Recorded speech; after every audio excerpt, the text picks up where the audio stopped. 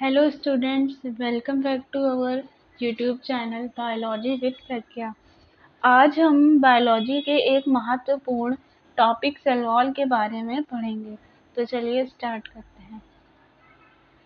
Cell wall जो है वो एक नॉन लिविंग और रिजिड आउटर कवरिंग होती है जो कि प्लाज्मा मेम्ब्रेन के बाहर पाई जाती है। ये मुख्य रूप से प्लांट, बैक्टीरिया, फंजाई और एल्गी में पाई जाती है, जबकि एनिमल सेल में सेल वॉल नहीं होती। तो देख लेते हैं इसका लोकेशन और बेसिक रोल। सेल वॉल जो है वो प्लाज्मा मेम्ब्रेन के बाहर स्थित होती है। इसका मुख्य काम सेल को शेप देना और प्रोटेक्शन देना है, जो कि और ये सेल को बाहरी डैमेज और इन्फेक्शन से बचाती है। Locate outside of plasma membrane, provide shape to the cell और protect cell wall from damage and infection. Function of cell wall gives definite shape. ये जो है ये सेल को डेफिनेट शेप देती है। मैकेनिकल सपोर्ट, सेल को मैकेनिकल प्रोटेक्शन देती है और प्रिवेंट इन्फेक्शन और हार्मफुल एजेंट से बचाती है। और जो है साथ ही ये सेल टू सेल इंटरेक्शन यानी सेल के बीच इंटरेक्शन में भी मदद करती है। कंपोजिशन ऑफ डिफरेंट ऑर्गेनिज्म में सेल वॉल का कंपोजिशन अलग अलग होता है। मतलब प्लांट्स में जो सेल वॉल का मुख्य कंपोनेंट है वो सेल्यूलोज है और हेमीसेल्यूलोज और पेक्टिन है।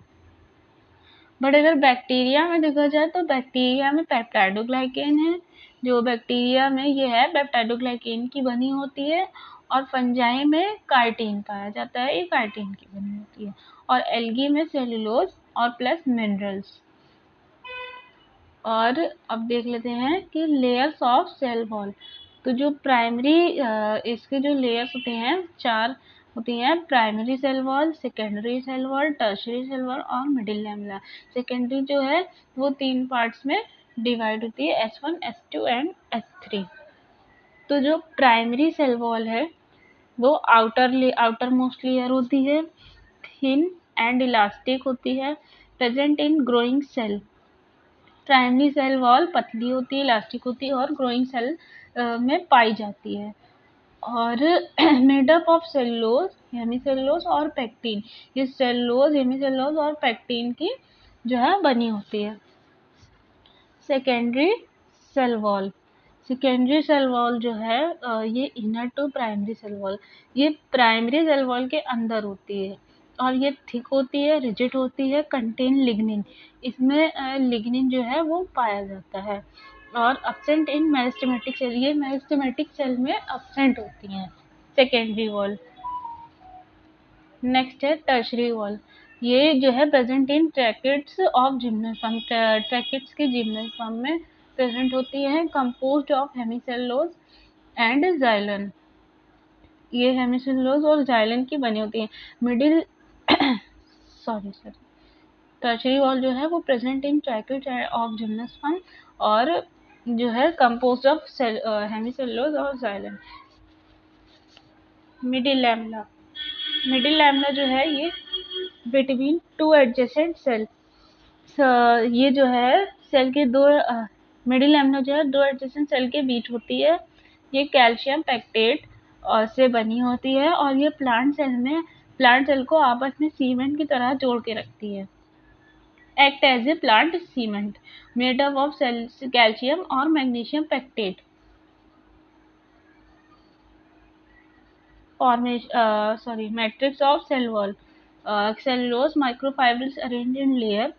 Pectin, hemicellulose from matrix.